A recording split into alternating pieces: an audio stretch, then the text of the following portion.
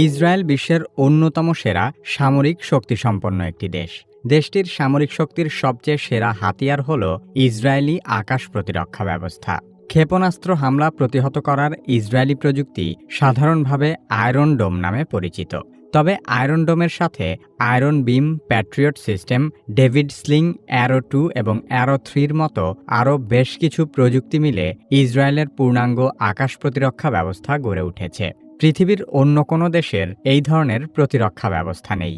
আর সে কারণেই রকেট, সাধারণ missile, cruise missile বা ব্যালিস্টিক মিসাইলের মতো সকল ধরনের ক্ষেপণাস্ত্র হামলা চালিয়েও ইসরায়েলের তেমন কোনো ক্ষতি করা যায় না। রকেট ও মিসাইলের মধ্যে পার্থক্য কী এবং ইসরায়েলের আকাশ প্রতিরক্ষা ব্যবস্থা আয়রন ডোম কীভাবে কাজ করে সে সম্পর্কে আলোচনা করা হবে। যুক্তরাষ্ট্রের সহায়তায় ইসরায়েল আয়রন ডোম ব্যবস্থা তৈরি করেছিল 1990-এর দশকে। তবে সে সময় এই ব্যবস্থাটি এতটা উন্নত ছিল না। 2002 সালে আয়রন ডোম সর্বপ্রথম ভালোভাবে কাজ করতে শুরু করে। তবে আয়রন ডোম একটি কার্যকর ব্যবস্থা হিসেবে গড়ে ওঠে 2011 সালে। তারপর থেকে ইসরায়েলের আকাশে সকল ধরনের ক্ষেপণাস্ত্র হামলা প্রতিহত করতে আয়রন ডোম ব্যাপক সফলতা দেখিয়েছে। আয়রন ডোম সম্পর্কে আরও বিস্তারিত জানার আগে রকেট এবং মিসাইল সম্পর্কে জানতে হবে। আমরা সাধারণত রকেট বলতে মহাকাশযানকে বুঝি। তবে সামরিক ভাষায় রকেট বলতে সেই সব ক্ষেপণাস্ত্রকে বোঝানো হয় যেগুলো একবার ছুঁড়ে মারার পর তার নিয়ন্ত্রণ করা যায় না। অন্যদিকে মিসাইল হলো সেই সব ক্ষেপণাস্ত্র যেগুলো ছুঁড়ে মারার পরও এর গতিপথ নিয়ন্ত্রণ করা যায়। মিসাইল নিয়ন্ত্রণ করার বিষয়টি দূর থেকেও হতে পারে, আবার মিসাইলের মধ্য থেকে স্বয়ংক্রিয়ও হতে পারে। তার মানে রকেট আর মিসাইলের মূল পার্থক্য হলো নিয়ন্ত্রণের উপর। রকেট অনিয়ন্ত্রিতভাবে হামলা করে আর মিসাইলকে নিয়ন্ত্রণের মাধ্যমে হামলা পরিচালনা করা হয়। তবে মিসাইলের মধ্যেও আবার প্রধানত দুটি ভাগ রয়েছে। একটি হলো ক্রুজ মিসাইল এবং অন্যটি ব্যালিস্টিক মিসাইল। ক্রুজ মিসাইল বিমানের মতো উড়ে গিয়ে লক্ষ্যবস্তুতে হামলা চালায় এবং এগুলো সুবিধামতো উপরে নিচে ওঠানামা করতে পারে। অন্যদিকে ব্যালিস্টিক মিসাইল রকেটের মতো প্রথমে খাড়া উপরে উঠে যায় এবং এরপর উপর থেকে লক্ষ্যবস্তুকে সরাসরি আঘাত করে। ব্যালিস্টিক মিসাইল দিয়ে অনেক দূরবর্তী স্থানে হামলা করা হয়। সে কারণে এই মিসাইল পৃথিবীর বায়ুমণ্ডল ভেদ করে মহাকাশ দিয়েও ঘুরে আসতে পারে। সাধারণত গাজা থেকে ইসরায়েলে যেসব ক্ষেপণাস্ত্র হামলা করা হয় সেগুলো হলো রকেট। ইরান থেকে যেসব ক্ষেপণাস্ত্র হামলা করা হয়ে থাকে সেগুলোর বেশিরভাগই ক্রুজ মিসাইল, তবে ব্যালিস্টিক মিসাইলও আছে। এবং ইসরায়েলের অনেক দূরবর্তী ইয়েমেন থেকে যেসব হামলা হয় তার অধিকাংশই ব্যালিস্টিক মিসাইল। আয়রন ডোম মূলত স্বল্প পাল্লার রকেট হামলা প্রতিহত করার জন্য ব্যবহৃত হয়। আয়রন ডোম ব্যবস্থাটি 3টি যন্ত্রের সাহায্যে গড়ে উঠেছে। এগুলোকে একসাথে বলা হয় আয়রন ডোম ব্যাটারি। এইসব ব্যাটারির একটি হলো রাডার, একটি কন্ট্রোল সেন্টার এবং একটি মিসাইল লঞ্চার। প্রথমত আয়রন ডোমের রাডার ইউনিট সবসময় পর্যবেক্ষণ করতে থাকে যে কোনো রকেট বা মিসাইল ইসরায়েলের দিকে আসছে কিনা। এটি কোনো মিসাইল শনাক্ত করার সাথে সাথে মিসাইলের গতি কত এবং এটি কোথায় আঘাত হানতে পারে সেই বিষয়টি কন্ট্রোল সেন্টারকে জানায়। কন্ট্রোল সেন্টারের কম্পিউটার রাডারের তথ্য বিশ্লেষণ করে দেখে যে মিসাইলটি কোনো জনবহুল এলাকায় আঘাত করবে কিনা।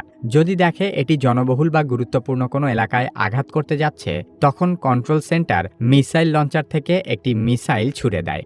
কন্ট্রোল সেন্টার এই প্রতিরক্ষা মিসাইলকে নিয়ন্ত্রণ করার মাধ্যমে আক্রমণকারী মিসাইলটিকে ধ্বংস করে। আয়রন ডোমের মিসাইল সরাসরি আক্রমণকারী রকেটে আঘাত করতে পারে না। এটি আক্রমণকারী রকেটের কাছাকাছি গিয়ে নিজে বিস্ফোরিত হওয়ার মাধ্যমে টার্গেটকে ধ্বংস করে। একটি আয়রন ডোম ব্যাটারির মিসাইল লঞ্চারে একসাথে 20টি মিসাইল লোড করা থাকে এবং আয়রন ডোমের একটি ব্যাটারি সর্বোচ্চ 45 মাইল বা 72 কিলোমিটার এলাকা নিয়ন্ত্রণ করতে পারে। এসব ব্যাটারিগুলোকে পরিবহন করে যে কোনো জায়গায় নিয়ে যাওয়া যায়। আয়রন ডোম মূলত গাজা এবং লেবানন থেকে ছোড়া হামাস ও হিজবুল্লাহর রকেটগুলো প্রতিহত করতে ব্যবহৃত হয়। ইরান, ইরাক, সিরিয়া এবং ইয়েমেন থেকে যেসব দূরপাল্লার মিসাইল হামলা চালানো হয় সেগুলো প্রতিহত করার মতো সক্ষমতা আয়রন ডোমের নেই। সে কারণেই মূলত আয়রন ডোমের সাথে ডেভিড স্লিং এবং অ্যারো সিরিজ নামের আরও দুটি উন্নত প্রযুক্তি ব্যবস্থা যুক্ত করা হয়েছে। 2023 সালে সর্বপ্রথম ডেভিড স্লিং ব্যবহার করা হয়।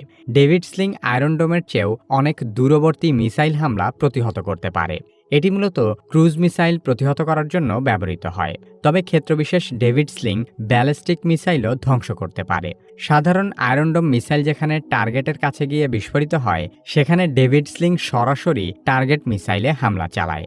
ডেভিড স্লিং ৩০০ কিলোমিটার দূর পর্যন্ত গিয়ে শত্রু মিসাইল ধ্বংস করতে পারে। ডেভিড স্লিংয়ের চেয়েও শক্তিশালী আরেকটি ব্যবস্থা হল অ্যারো সিরিজ। অ্যারো মূলত ব্যালিস্টিক মিসাইল ধ্বংস করার জন্য তৈরি করা হয়েছে। এরা সরাসরি মহাকাশে গিয়ে শত্রু মিসাইলকে ধ্বংস করতে সক্ষম। অ্যারো প্রযুক্তির মাধ্যমে পৃথিবীর যুদ্ধক্ষেত্রের হামলা পাল্টা হামলা মহাকাশেও পৌঁছে গেছে। অ্যারো ৩ আকাশে ওঠার পর শত্রু মিসাইলের উপর নজরদারি করতে পারে এবং মিসাইলের গতিপথ বদলে যে কোনো দিকের হামলা প্রতিহত করতে পারে। ২০২৩-এর অক্টোবরে ইয়েমেনের হুথি বিদ্রোহীদের ছোড়া ব্যালিস্টিক মিসাইল ইসরায়েল অ্যারো 2 দিয়ে মহাকাশেই ধ্বংস করে দিয়েছিল। তার কিছুদিন পরেই ইসরায়েল অ্যারো 3 ব্যবহার করে হুথিদের ছোড়া আরেকটি ব্যালিস্টিক মিসাইল ধ্বংস করে। অ্যারো সিরিজের মিসাইলগুলো হাইপারসনিক, তার মানে এগুলো শব্দের গতির চেয়েও দ্রুত বেগে ছুটতে পারে। অ্যারো 3-র গতি শব্দের গতির চেয়ে কমপক্ষে ৫ গুণ বেশি। ইরান যে সমস্ত হাইপারসনিক ব্যালিস্টিক মিসাইল হামলা চালিয়েছে, অ্যারো 3 সেসব শতাধিক মিসাইল ধ্বংস করেছে। ডেভিড স্লিং এবং অ্যারো 3-র বাইরেও আরেক ধরনের মিসাইল ডিফেন্স সিস্টেম রয়েছে। এর নাম প্যাট্রিয়ট সিস্টেম। যুক্তরাষ্ট্র তার ১৯টি মিত্র দেশকে মিসাইল হামলা প্রতিহত করার জন্য প্যাট্রিয়ট সিস্টেম ব্যবহার করতে দিয়েছে। ইউরোপের বেশ কিছু দেশের বাইরে সৌদি আরব, কাতার, কুয়েত এবং জর্ডানের কাছে প্যাট্রিয়ট সিস্টেম আছে।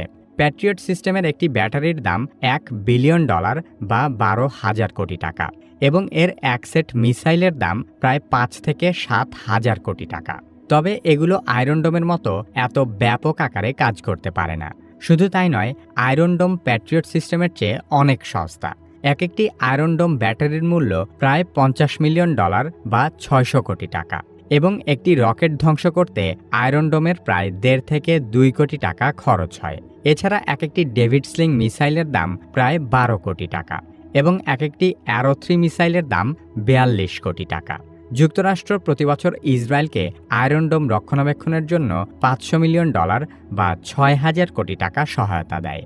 তবে গত বছর যুদ্ধ শুরু করার পর থেকে যুক্তরাষ্ট্র ইসরায়েলকে প্রায় $২৫ বিলিয়ন বা ৩ লক্ষ কোটি টাকারও বেশি সহায়তা দিয়েছে।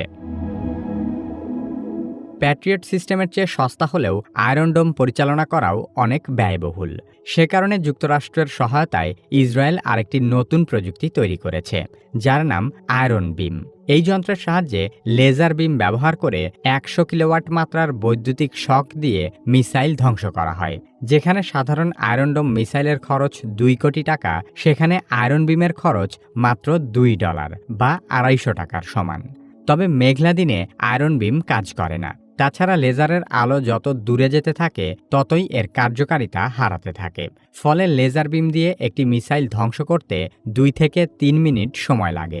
মিসাইল হামলা ঠেকানোর জন্য এটি অনেক বেশি সময়। যুক্তরাষ্ট্রের বিজ্ঞানীদের সহায়তায় আয়রন বিম প্রযুক্তি আরও উন্নয়নের কাজ করা হচ্ছে। বর্তমানে আয়রন ডোমে থাকা অত্যন্ত দ্রুতগতির কম্পিউটিং সিস্টেম কৃত্রিম বুদ্ধিমত্তা প্রযুক্তির সাথে যুক্ত হয়ে এতটাই শক্তিশালী হয়ে উঠেছে যে এটি এখন আয়রন ডোম, iron Beam, Patriot system, David sling এবং অ্যারো 3 একই সাথে প্রসেস করতে পারে। এর ফলে ইসরায়েল আকাশপথে ঠিক কী ধরনের হামলার শিকার হতে যাচ্ছে তার একটি পূর্ণাঙ্গ চিত্র খুব অল্প সময়েই বোঝা যায়। ২০২৪ সালের এপ্রিলে ইরান ৩৬০টি ক্ষেপণাস্ত্র দিয়ে ইসরায়েলে হামলা করেছিল। সেটি ছিল ড্রোন, ক্রুজ মিসাইল এবং ব্যালিস্টিক মিসাইলের সম্মিলিত হামলা। সেবার মাত্র 7টি মিসাইল ইসরায়েলে আঘাত করতে পেরেছিল, বাকি সবগুলো আয়রন ডোম ধ্বংস করে দিয়েছে। সর্বশেষ অক্টোবরের হামলায় ইরান প্রায় ২০০ মিসাইল পাঠিয়েছে, কিন্তু এবার অনেক বেশি মিসাইল ইসরায়েলে আঘাত করতে পেরেছে। ইসরায়েল ইচ্ছে করেই এগুলোকে আঘাত করতে দিয়েছে, কারণ এসব হামলার এলাকাগুলোতে তেমন কোনো জনবসতি ছিল না। আরেকটি বিষয় হলো আয়রন ডোমের মিসাইলগুলো অত্যন্ত ব্যয়বহুল। তাই ইসরায়েল হিসেব করে যে হামলা ঠেকাতে যত টাকা খরচ হবে, হামলার শিকার হলে যদি তার চেয়ে কম ক্ষতি হয়, তাহলে মিসাইলগুলোকে হামলা করতে দেওয়াই লাভজনক। ইসরায়েলের আয়রন ডোম মূলত একটি কম্পিউটার প্রোগ্রাম, তাই যে কোনো কম্পিউটারের মতো এই কম্পিউটারও হ্যাক করা সম্ভব। সুদক্ষ হ্যাকার আর্মির মাধ্যমে ক্রমাগত সাইবার হামলা চালিয়ে এই ব্যবস্থা সম্পূর্ণ অকেজো করে দেওয়া সম্ভব। এই নিরাপত্তা ব্যবস্থা ভেদ করার আরেকটি উপায় হল আয়রন ডোমের সক্ষমতার চেয়ে অতিরিক্ত পরিমাণে মিসাইল হামলা পরিচালনা করা। কারণ প্রত্যেকটি আয়রন ডোম ব্যাটারিতেই নির্দিষ্ট সংখ্যক মিসাইল লোড করা থাকে। এর চেয়ে বেশি মিসাইল ইসরায়েলে হামলা করলে সেগুলো ঠেকানোর মতো আর কোনো মিসাইল থাকবে না। ঐতিহাসিক ৭ অক্টোবর হামাস একসাথে ৫,০০০ রকেট হামলা করেছিল।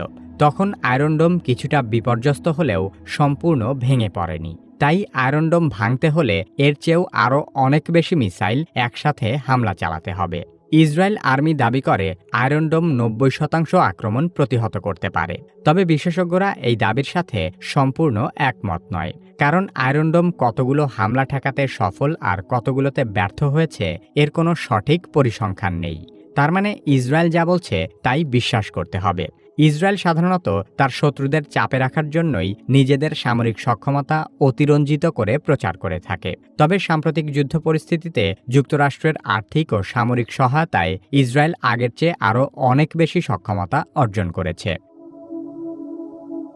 পশ্চিমাদের মদদেই বিগত প্রায় ১০০ বছরেরও বেশি সময় ধরে এই অঞ্চলে অস্থিরতা চলছে। এই ভূমির ন্যায়সঙ্গত মালিক ফিলিস্তিনিদের উচ্ছেদ করে অবৈধভাবে দখলের মাধ্যমে সন্ত্রাসবাদী ইসরায়েল রাষ্ট্র গড়ে উঠেছিল।